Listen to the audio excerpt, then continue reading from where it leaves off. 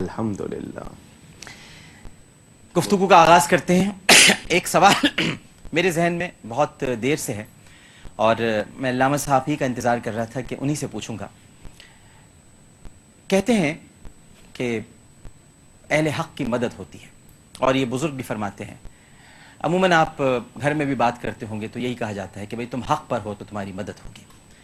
اب سوال یہ ہے کہ یہ تو ہم سوچ ہی نہیں سکتے کہ امام علی مقام رضی اللہ تعالی عنہ حق پر نہیں تھے۔ یہ تو سوچنا بھی گناہ ہے، بلکہ میں تو یہاں تک کہوں گا اگر جملہ معترضہ نہ ہو یا میری پکڑ نہ ہو جائے کہ یہ سوچنے والا بھی اسلام کے دائرے سے خارج ہے کہ امام علی مقام حق پر نہیں تھے۔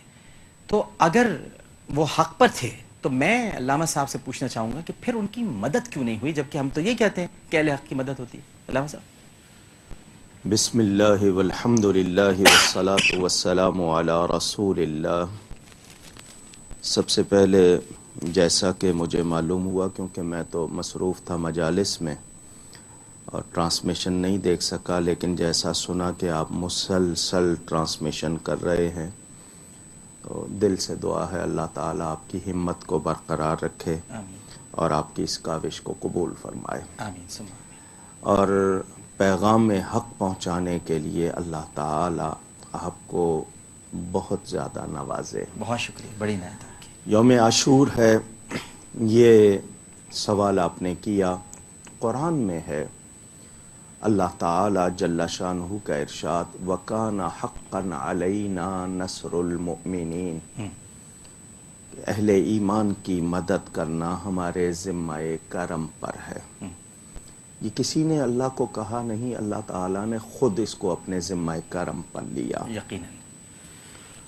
فخر کونین سیدنا امام حسین رضی اللہ تعالی عنہ، حسب، نسب، علم، فضل، تقوی، فضیلت، مرتبت، ہر معیار سے اپنے عہد کی سب سے نمایاں شخصیت۔ بے شک۔ جہاں تک یہ بات آپ نے خود کہا کہ وہ نہ صرف مومن بلکہ مومنوں کے سردار ہیں، اور ان کی مدد نہ ہونا یہ تو سوچا نہیں جا سکتا، تو مدد تو ہوئی۔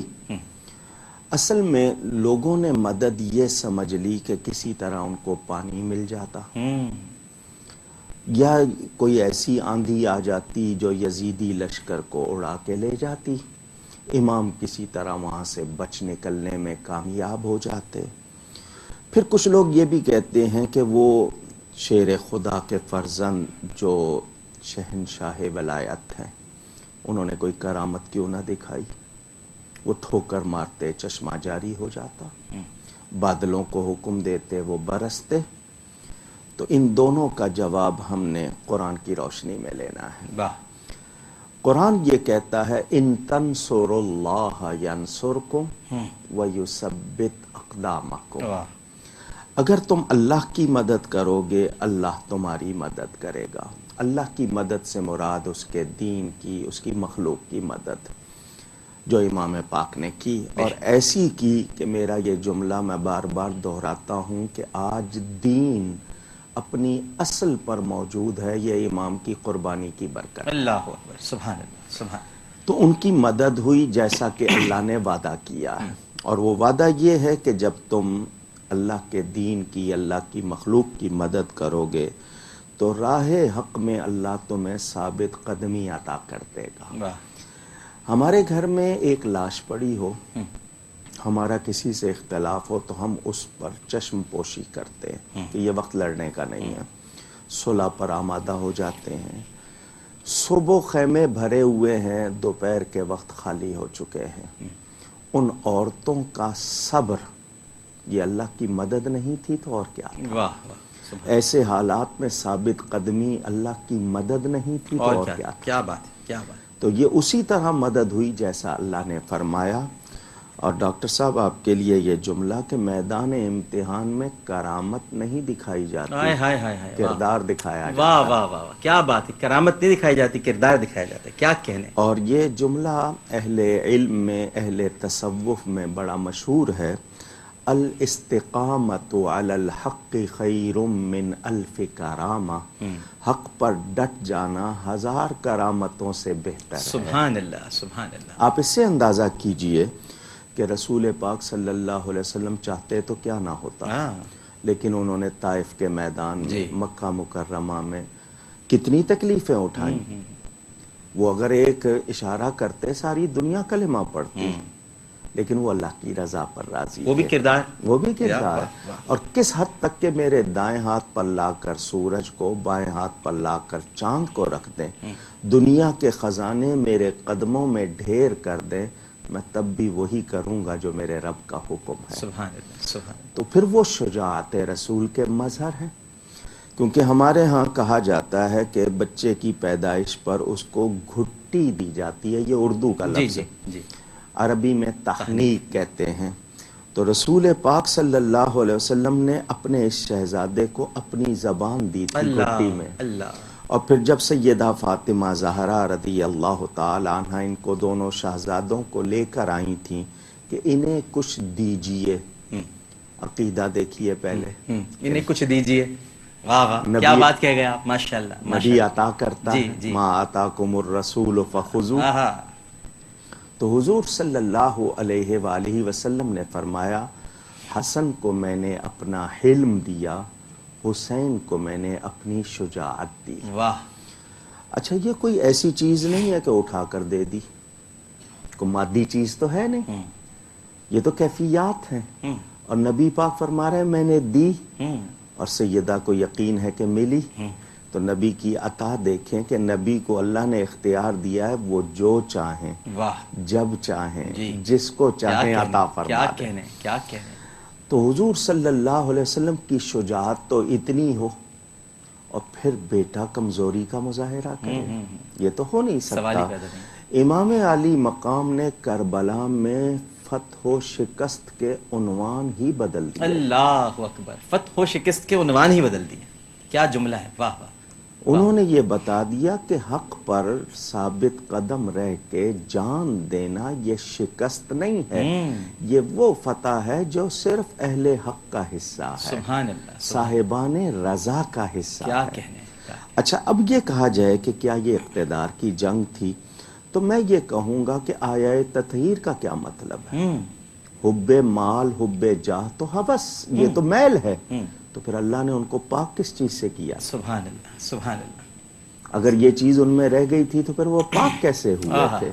تو یہ سوچنا بھی یہ تو آیت تطہیر کے خلاف ہو جائے گی نا بات. یہ اسی سے ممکن ہے. میں ایک جملہ رات کو بھی میں نے اپنی محفل میں کہا کہ جب تک دین کو نہیں سمجھیں گے کربلا سمجھ نہیں آئے گا. اللہ، جب تک دین کو نہیں سمجھیں گے. امام علی مقام یہ جانتے تھے کہ یہ میرے نانا کا دین ہے، اس کے لیے انہوں نے کتنی تکلیفیں اٹھائیں. پھر اس کے بعد خلفائے راشدین سیدنا صدیق اکبر، سیدنا فاروق اعظم، سیدنا عثمان غنی، سیدنا علی رضی اللہ عنہم نے کیا کیا مصائب برداشت کیے. اب خزاں چاہتی ہے اسلام کو شکار کرنا، فرمایا میں اپنے ہوتے ہوئے ایسا نہیں ہونے دوں گا. کنبہ قربان کر دیا، دین کا نظام درہم برہم نہیں ہونے دیا. اچھا ایک عام آدمی، جیسے کہا جائے کہ جی لے مین، کامن مین ہم کہتے ہیں آج کی زبان میں، اس دور کے لوگوں کے لیے میں یہ لفظ بھی نہیں کہنا چاہتا اہل ایمان کے لیے، وہ اگر ڈر جائے تو لوگ کہتے ہیں یہ مقابلہ نہیں کر سکتا تھا. لیکن شجاعت رسول کا مظہر کسی کمزوری کا مظاہرہ کرتا تو قیامت تک کے لیے ان کا عمل دوسروں کے لیے جواز بن جاتا، دلیل بن جاتا. امام نے ثابت کر دیا کہ اگر اپنے عہد میں میں مرتبے میں زیادہ ہوں تو کردار میں بھی اعلیٰ ہوں گا. کیا کہنے. سبحان اللہ. اور جس کردار کا مظاہرہ کیا، آپ اس سے اندازہ کر لیجئے کہ وہ لوگ جو مسلمان نہیں ہیں، یہ امام کی قربانی ان کو بھی یہ ولولہ دے گئی کہ باطل کے سامنے جھکنا نہیں ہے. کیونکہ نظام بدلتا ہے اور نظام کی خرابی ایک ملت کو برباد کرتی ہے. تو امام اس وقت تھوڑی سی بھی لچک دکھاتے تو یہ سارا نظام ختم ہو جاتا. تو یہ ان کی مدد ہوئی ہے کہ وہ ثابت قدم رہے. سبحان اللہ، سبحان اللہ. کیا ماشاءاللہ. ناظرین کرام، کیا خوبصورت انداز سے علامہ صاحب نے ہمیں سمجھایا کہ امام علی مقام کی بھی مدد ہوئی ہے. بس یہ ہمیں شعور نہیں ہے، ہمیں ادراک نہیں ہے اس بات کا، ہم سمجھ نہیں پاتے. لیکن حقیقتاً بڑا قیمتی جملہ آج اس پروگرام کی توسط سے آپ تک انہوں نے پہنچایا ہے کہ میدان جنگ میں کرامت نہیں دکھائی جاتی، کردار دکھایا جاتا ہے۔ اچھا یہ بھی بتائیے علامہ صاحب کہ جنگیں تو بہت ساری ہوئی ہیں اور یعنی بڑی تاریخی جنگیں ہیں، بدر ہے، احد ہے، خندق ہے، حنین ہے، یمامہ ہے، لیکن یہ کربلا کا ذکر سب سے زیادہ ہوتا ہے، یہ جنگ جو ہوئی ہے یہ کیوں؟ اس کی تاریخی بھی وجوہات ہیں اور ایمانی وجوہات بھی ہیں۔ بدر بلا شبہ جس کو قرآن نے واضح بیان کیا، احد کا ذکر، احزاب جس کو خندق کہتے ہیں، بلا شبہ یہ چونکہ میرے نبی پاک صلی اللہ علیہ وسلم کی شہادت کا ظہور ہے، اس لیے اس کا ذکر زیادہ ہوتا ہے۔ سبحان اللہ، سبحان اللہ، شہادت کا ظہور ہے، سبحان اللہ، سبحان اللہ۔ شہادت اللہ تعالیٰ کا انعام ہے۔ لفظ شہادت ہم استعمال کر رہے ہیں، یہ اللہ کی راہ میں جان دینا، جس کے لیے قرآن نے قتل فی سبیل اللہ کہا ہے کہ جو اللہ کی راہ میں قتل کر دیے جاتے ہیں، ہم اس کو شہید کہتے ہیں۔ شہادت کی دو قسمیں، سری اور جہری۔ سری چھپی ہوئی کو کہتے ہیں، جہری کھلی ہوئی کو کہتے ہیں۔ دونوں اگر نبی پاک صلی اللہ علیہ وآلہ وسلم میں نہ ہوتی تو شاید کوئی کہہ دیتا کہ یہ ایک انعام نبی کو نہیں ملا، اور میں یہ کہنا چاہتا ہوں کہ انعام اور کمال ہے ہی وہی جو ذات مصطفیٰ میں ہے۔ سبحان اللہ، سبحان اللہ۔ جو ذات مصطفیٰ صلی اللہ علیہ وآلہ وسلم میں نہیں، وہ تو کمال ہی نہیں ہے۔ کیا کہنے۔ اچھا، دونوں شہادتیں، اب دونوں کا میں آپ کو مختصراً بتا دوں۔ خیبر میں ایک یہودیہ عورت زینب نام تھا، اس نے گوشت بھونا بکری کا اور اس میں زہر ملا دیا۔ کیا نیت ہے اس کی، ارادہ کیا ہے کہ میں اللہ کے نبی کو کھلاؤں گی، اگر یہ اللہ کے سچے نبی ہیں تو ان پر زہر اثر نہیں کرے گا، اور اگر یہ نبی نہیں ہیں تو معاذ اللہ، مجھے لفظ کہتے ہوئے بہت تکلیف ہے کہ لوگ ان سے بچ جائیں گے، ٹھیک ہے، معاذ اللہ۔ اس نے گوشت پکایا اور زہر ملا دیا۔ بشر بن برا، نبی پاک صلی اللہ علیہ وسلم کے صحابی، ان کے ساتھ میرے آقا کریم تشریف لے گئے۔ دسترخوان بچھ گیا، گوشت آ گیا، میرے آقا نے لقمہ لے لیا۔ کچھ لوگ کہتے ہیں کہ تم کہتے ہو نبی کو اللہ کی عطا سے خبر ہوتی ہے تو پہلے کیوں نہیں بتا دیا؟ میں نے کہا پھر اس عورت کی تصدیق کیسے ہوتی، اس کی تسلی کیسے ہوتی، وہ یہی تو دیکھنا چاہتی تھی۔ انجام تو دیکھو پہلے، اعتراض کرنے سے پہلے۔ اپنی خام عقل پر تو بہت ناز ہے، نبی کے کردار پر، ان کی شان پر تمہیں بہت شبہ ہے، ذرا دیکھو تو صحیح۔ ان کے ویژن پہ شبہ ہے۔ جی، ایک لقمہ نبی پاک صلی اللہ علیہ وسلم نے لے لیا، دوسرا لقمہ ہاتھ بڑھایا تو بھنے ہوئے گوشت میں سے آواز آئی، یا رسول اللہ، اللہ، سبحان اللہ، سبحان اللہ۔ مجھے نہ کھائیے، مجھ میں زہر ملا ہوا ہے۔ گوشت نے پکارا، یا رسول اللہ۔ سبحان، ایک تو یہ ندائیہ خطاب بھی آپ ذہن میں رکھیے، یا رسول اللہ، جی، یا رسول اللہ۔ حضور صلی اللہ علیہ وسلم اس کو جواب دے رہے ہیں کہ تو یہ جاننا چاہتی ہے نا کہ میں اللہ کا نبی ہوں یا نہیں؟ میں وہ نبی ہوں کہ بھنا ہوا گوشت گواہی دے رہا ہے کہ میں اللہ کا رسول ہوں۔ سبحان اللہ۔ دوسرا پتہ بھی چل گیا، حضرت بشر نے چونکہ وہ لقمہ لے لیا تھا اور زہر بہت کاری تھا، تیز تھا، ان کی شہادت ہو گئی، اس کا قصاص لیا گیا اس عورت سے۔ روح نہیں نکلی، حالانکہ زہر تو چلا گیا تھا، روح نہیں نکلی، کیوں؟ واللہ یعصمک من الناس، قرآن میں اللہ کا وعدہ ہے کہ اللہ آپ کی جان کو لوگوں سے بچائے گا۔ اگر جان نکل جاتی تو وہ کہہ دیتے کہ ہم نے قتل کر دیا، ہم نے مار دیا، معاذ اللہ، لیکن حقیقت پوری ہو گئی۔ یہ شہادت سری۔ آئیے اب شہادت جہری کی طرف۔ احد کا میدان ہے، حضور اکرم صلی اللہ علیہ وسلم نے خود لوہے کا رنگ جس کے اوپر پگڑی باندھ لیتے تھے کہ تاکہ کوئی تلوار چلائے تو سر زخمی نہ ہو، باندھا ہوا ہے، اس کی کڑیاں آپ کے رخساروں میں چبھ گئیں۔ زخمی کیا، ہونٹ مبارک کٹا، زخمی ہوا، دانت مبارک کا کنارہ شہید ہوا، گڑھے میں تشریف لے گئے. میں گرنے کا لفظ نبی کے لیے سوچ بھی نہیں سکتا. سوال ہی پیدا نہیں ہوتا. کیا تشریف ادب ہے، کیا ادب ہے. تشریف لے گئے، زخمی بھی ہوئے، خون بھی نکلا، فرق رہ گیا جان کے نکلنے کا. وہ اس لیے نہیں نکلی کہ اللہ تعالیٰ نے وعدہ کر وعدہ دیا، کیا. وہ دوسری حقیقت بھی پوری ہوئی، جہری تھی. دونوں چیزیں سرکار کی ذات میں نظر آ رہی ہیں. ظہور کہاں ہوا؟ ظہور کہاں ہوا؟ فرمایا حسین منی وانا من الحسین وانا من حسین. حسین مجھ سے ہے، میں حسین سے ہوں. حسین مجھ سے ہے، میرے اہل بیت سے ہے، میرے خون سے ہے، میرے گھر سے ہے، میری اولاد سے ہے. میں حسین سے ہوں کہ حسین سے جو بات ظاہر ہوگی وہ میرا کمال ہوگا. سبحان اللہ، سبحان اللہ. میں ہی ظاہر ہوں گا حسین سے. یہ معنی اس کے کہ میں حسین سے ہوں. اب کربلا میں شہادت جہری کا ظہور ہو رہا ہے، سیدنا امام حسن پر شہادت سری کا ظہور ہو رہا ہے.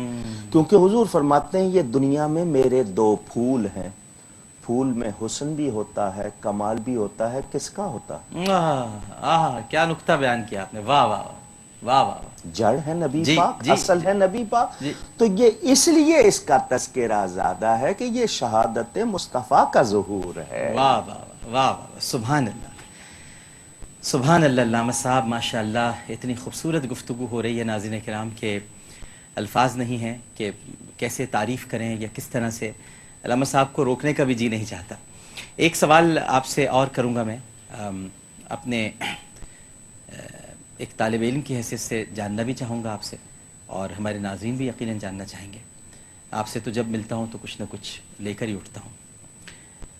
یہ جو قسطنطنیہ کی حدیث بیان کی جاتی ہے اور بڑے زور و شور سے کہا جاتا ہے کہ یزید قسطنطنیہ والی حدیث کی روح سے شریک تھا اس میں، تو پھر تو وہ ایمان والا ہوا، ان کو تو جنت کی بشارت دے دی گئی تھی.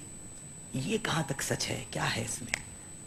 کتنا ٹائم دیں گے جواب کے لیے؟ آپ جواب. تاکہ تمام سننے والے دیکھنے والے، مجھے خوشی ہے کہ آپ کے سامنے اتنی باتیں ہوتی ہیں، اس کے ذریعے کتنے ذہن صاف ہوتے ہیں. ایک ہوتی ہے دلیل عام، ایک ہوتی ہے دلیل خاص. جب دلیل خاص آ جائے تو دلیل عام ختم ہو جاتی ہے. میں سمجھانے کے لیے کہہ دوں، جس کا دل چاہے آئے، یہ دلیل عام ہے. جس کا دل چاہے آئے، میں نے اب جہاں بیٹھا ہوں جو دل چاہتا ہے آ جائے، یہ دلیل عام ہے، اعلان عام ہے. پھر میں کہہ دوں کہ صرف وہی آئے جو داڑھی والا ہے. یہ دلیل خاص ہو گئی. اب اس سے پہلی دلیل باقی رہی نہیں، ختم ہو گئی نا. یہ سمجھنے کے لیے حدیث شریف ہے، من قال لا الہ الا اللہ دخل الجنہ. پورا کلمہ مراد ہے لیکن میں نے یہاں ادا پڑھا ہے کہ جس نے کلمہ طیبہ پڑھ لیا وہ جنت میں داخل ہو گیا. یہ دلیل عام ہے. اب کلمہ پڑھنے کے بعد ختم نبوت کا انکار کر دے یا وہ کام کرے جو اسلام کے کسی ایک قطعی عقیدے کا انکار کر دے، تو کیا اس دلیل میں رہے گا حالانکہ کلمہ پڑھا ہے؟ نہیں، وہ ختم ہو جائے گی. بالکل. ایک تو یہ جواب. میرے آقا کریم صلی اللہ علیہ وسلم کو وہ لوگ جو محض بشر سمجھتے ہیں، جو اس حدیث کو بہت زیادہ پیش کرتے ہیں، ان کی اپنی کتابیں دیکھیے. میں ان کے جملے اس لیے کوٹ کر رہا ہوں کہ وہ یہ حدیث پڑھنے سے پہلے سوچیں کہ نبی کو اپنے انجام کی خبر نہیں. معاذ اللہ. استغفر اللہ. پھر تمہیں کیا جرأت ہے یہ حدیث پیش کرنے کی؟ اللہ اللہ اللہ. نبی نہیں جانتے کہ ان کے ساتھ کیا ہوگا. استغفر اللہ. اپنی بیٹی کو کہہ رہے ہیں کہ کچھ کر لو، میں تمہیں بچا نہیں سکوں گا. معاذ اللہ. یہ لوگ جو جن کے یہ حال ہیں وہ صرف یزید کی محبت میں نبی کے ارشاد کو کیوں اہمیت دے رہے ہیں جب نبی کی اہمیت نہیں ہے؟ اچھا، دوسرا جواب. اب تیسرا جواب. حدیث کے الفاظ دیکھیں، حدیث بخاری شریف میں ہے.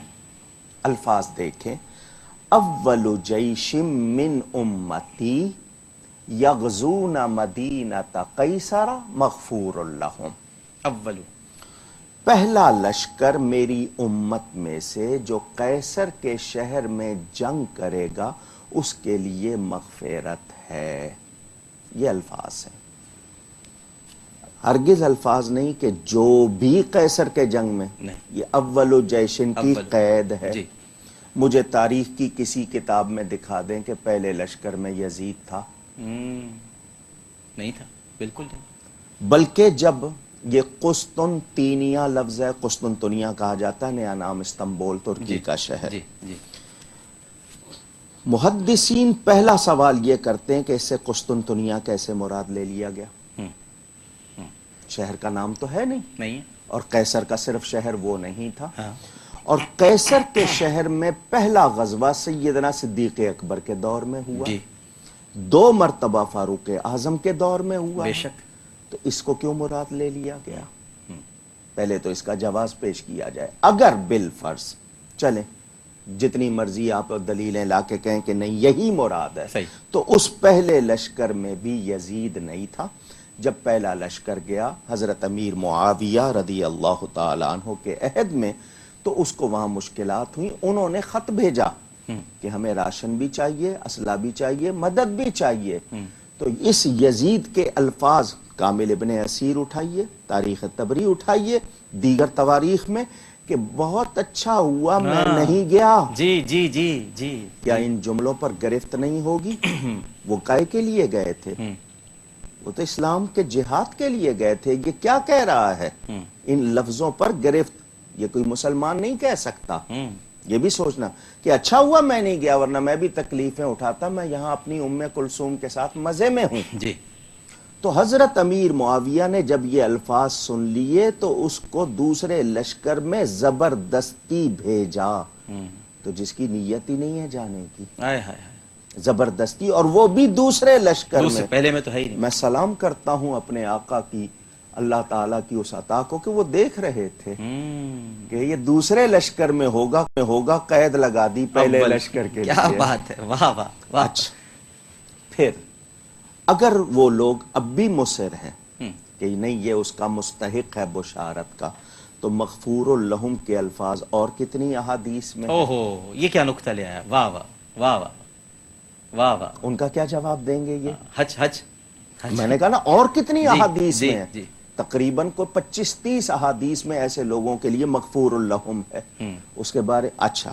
اگلا جواب، میں نے کہا نا ٹائم بہت، میرے والد صاحب نے پوری کتاب لکھی ہے امام پاک اور بہت یزید بڑے آدمی، پلید، بہت بڑے آدمی، اور سنیں کیا لکھی؟ امام پاک اور یزید پلید، کیا بات ہے، قل لا یستوی الخبیث والطیب، اس آیت کو بنیاد واہ بنا، واہ واہ، پاک اور پلید برابر ہائے نہیں ہائے ہو ہائے سکتے۔ ہائے ہائے، اچھا شرف دیکھیں، امام پاک خاندانی طور پر ایک تو نواسے ہیں رسول کے، حضور صلی اللہ علیہ وسلم کے ان کے لیے ارشاد، پھر صحابی ہیں، اور ایسے صحابی، مجھے نہیں معلوم یہ بات یہاں ہوئی ہے یا نہیں، پورے ائمہ حدیث میں جب کم سن صحابیوں کا ذکر ہوتا ہے تو مثال حسنین کی دی جاتی ہے، جی جی، یعنی اتنا بڑا شرف ہے ان لوگوں کو کہ کم سن کا جب آئے تو مثال وہ 2 دیے جاتے ہیں، یعنی معمولی بات نہیں ہے یہ۔ اچھا، اس میں امام سیوطی کو لے لیں، امام ذہبی کو لے لیں، آپ تمام کو جتنے ہیں۔ اب جو میں نے بات آپ سے کرنی ہے وہ یہ کہ اس یزید نے اس کے بعد صرف کربلا نہیں، ایک تو الزام اس پر یہ ہے کہ اس نے امام حسن کو زہر دلوایا۔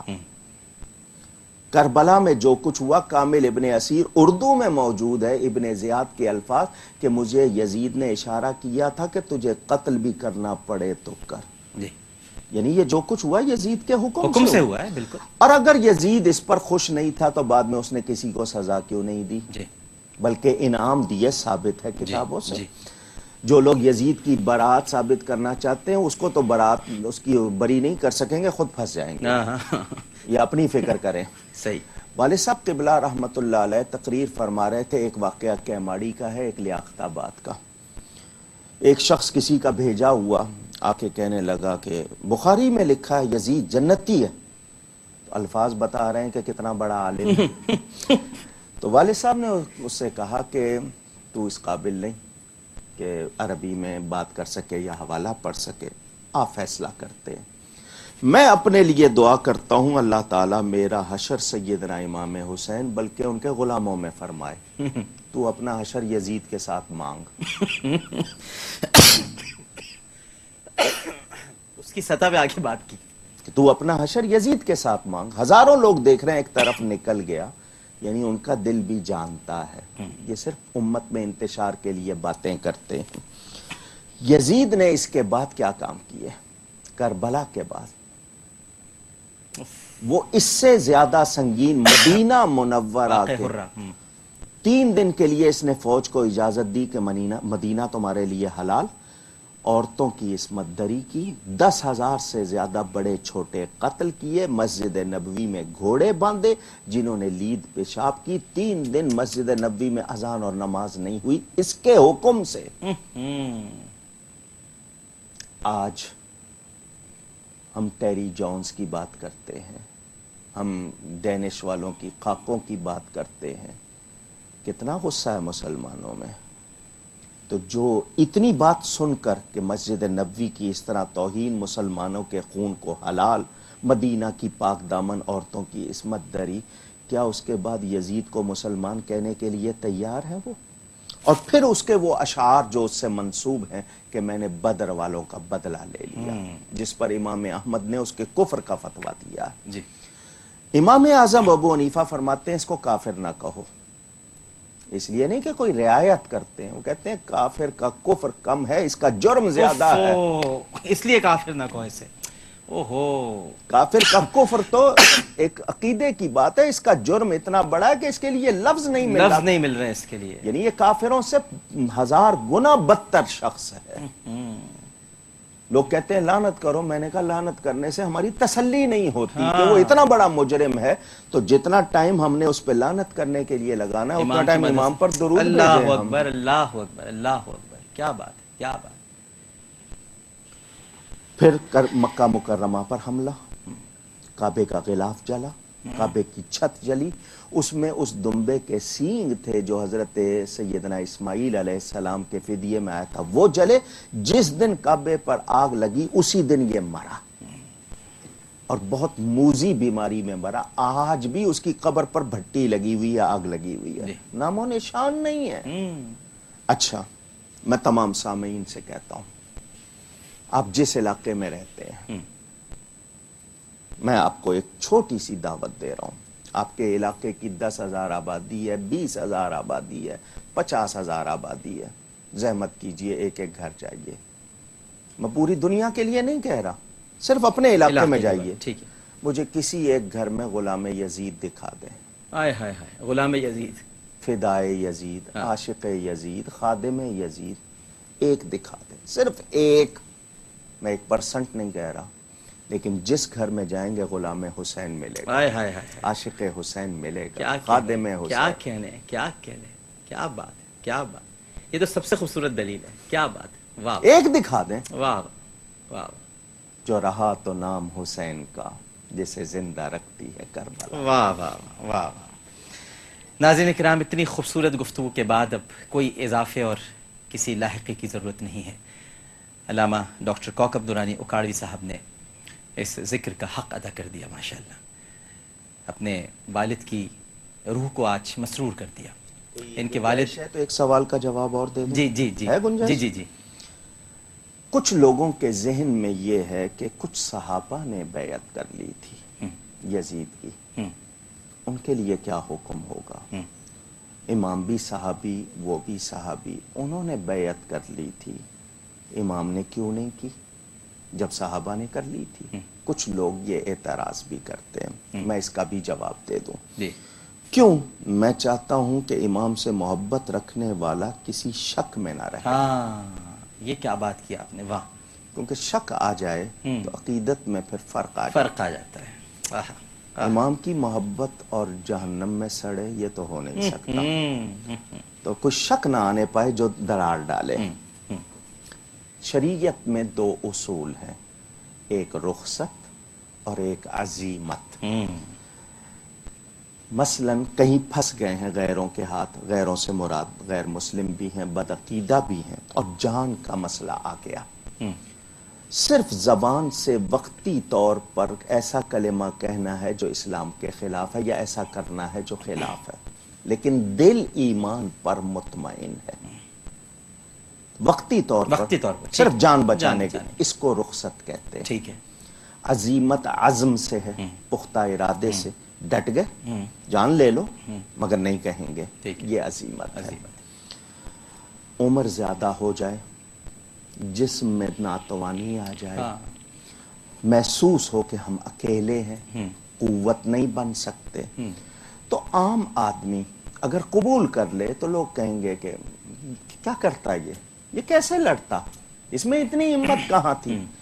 لیکن جو نمایاں شخصیت ہو وہ اگر دب جائے اور ڈر جائے تو لوگ کہیں گے کیا کیا اس نے، یہ بھی مرد نہیں بنا، بہادر نہیں بنا۔ تو جو جتنا اہم ہوگا اس کا کردار بھی اتنا ہی ہونا چاہیے۔ جن صحابہ نے بیعت کی انہوں نے رخصت پر عمل کیا، تقیہ نہیں تھا، رخصت تھی، شریعت کی اجازت ہے، قرآن میں بیان ہے اس کا، الا من اکرہ وقلبہ مطمئن بالایمان، قرآن میں بیان ہے۔ امام علی مقام جیسا شخص رخصت پر عمل کرتا، ابھی جو آپ نے اس سے پہلے بیان کیا، واہ واہ، وہ تو عظیمت کی منزل پہ تھے، ان کا تو درجہ بہت بڑا تھا۔ آج ماؤں کے لال کہتے جب نواسہ رسول نے کمزوری دکھائی ہم بہادری کیوں دکھائیں، آج یہ کہتے اگر ایسا ہو، واہ واہ واہ واہ واہ، انہوں نے ثابت کر دیا کہ میں کنبہ قربان ہوتے دیکھ لوں گا، امت قربان ہوتے نہیں دیکھیں گے۔ ہائے ہائے، وہ خود گھوڑے سے گر گئے مگر گرتی ہوئی امت کو اٹھا گئے۔ سبحان اللہ، سبحان اللہ، تو ان صحابہ پر الزام نہیں آیا، نہیں، وہ رخصت کی بات آ گئی، بالکل ٹھیک۔ ایک سوال یہ کیا جاتا ہے کہ صحابہ نے روکا امام کو کوفہ جانے سے، بالکل روکا، درست حوالہ ہے، مگر مجھے کوئی ایک کتاب دکھا دیں کہ کسی صحابی نے کہا ہو امام آپ کا موقف غلط، نہیں نہیں، ان کا کوفے والے بھروسے کے لائق نہیں ہیں، بالکل ٹھیک ہے، امام نے اس کا انتظام کیا، اپنے بھائی کو مسلم بن عقیل، ٹھیک ہے، اتمام حجت کیا، وہ ہم سے زیادہ دین کو جانتے تھے۔ جی جی جی، یہ جو آج کے اعتراض کرنے والے ان کی بساط کیا ہے، اوقات کیا ہے جی، ان کی اوقات کیا ہے، صحیح بات، یہ اس پلید کے لیے تو اتنا کچھ کرتے ہیں، امام کے لیے نہیں جانتے کہ جو ان سے، بلکہ نبی پاک صلی اللہ علیہ وسلم کی یہ دعا، اے اللہ جو حسن حسین سے محبت رکھے تو اس سے محبت رکھ۔ سبحان اللہ، سبحان اللہ، سبحان اللہ، سبحان اللہ۔ تو ناظرین کرام، میں عرض کر رہا تھا کہ آج کوکب نورانی اکاڑوی صاحب کے والد بھی بہشت کی فضاؤں میں بڑے مسرور ہوں گے، اور جس مقام پر اس وقت موجود ہیں، ہمیں یقین ہے کہ جیسا بھی فرمایا کہ امام حسن حسین سے محبت کرنے والے سے اللہ بھی محبت رکھتا ہے، تو یہ گھرانہ جو کوکب نورانی اکاڑوی صاحب کا ہے یہ انہی سے محبت کرتا ہے، تو جب وہ محبت کرتے ہیں تو پھر اللہ سبحانہ و تعالیٰ بھی ان سے محبت کرتا ہے۔ تو آج اپنے صاحبزادے کی یہ گفتگو ناظرین کرام یقیناً شفیع اکاڑوی صاحب کے لیے ایک فخر کا باعث ہے، جس عقیدت کے ساتھ، جس محبت کے ساتھ علامہ کوکب نورانی اکاڑوی صاحب نے اس واقع کربلا کے ان پہلوؤں کو اجاگر کیا ہے، قسطنطنیہ کی حدیث سے متعلق، اور اس کے ساتھ ساتھ کہ حق پر تھے تو مدد کیوں نہیں ہوئی، جنگ کربلا کا اتنا ذکر کیوں ہوتا ہے، یہ بڑے اہم سوالات تھے جو میں آپ ہی سے کرنا چاہتا تھا۔ میں بہت شکر گزار ہوں علامہ صاحب آپ کا۔ بہت شکریہ، مجھ سے گفتگو میں کہیں کوئی غلطی ہوئی ہو اللہ کی بارگاہ میں توبہ کرتا ہوں۔ سچی بات یہ ہے ہم لوگ بہت چھوٹے لوگ ہیں، وہ ہستیاں بہت بڑی ہیں۔ اللہ اللہ، یہ اللہ کا شکر ہے کہ اس نے ہمیں ان کی محبت دی ہے، ہم اس پر جتنا شکر کریں کم ہے۔ اور وہ تمام لوگ جو امام پاک اور آپ کے رفقا سے، اہل بیت نبوت سے، صحابہ سے محبت رکھتے ہیں، وہ کسی شک میں نہ رہیں، یقین کی منزل میں آئیں۔ اور میں پھر کہوں گا اللہ تعالیٰ آپ کو جزا دے کہ آپ نے اس پر اتنا اہتمام کیا، اللہ تعالیٰ قبول فرمائے۔ آمین ثم آمین۔ ایک چھوٹا سا وقفہ لیتے ہیں ناظرین کرام، وقفے کے بعد انشاءاللہ دوبارہ حاضر ہوں گے۔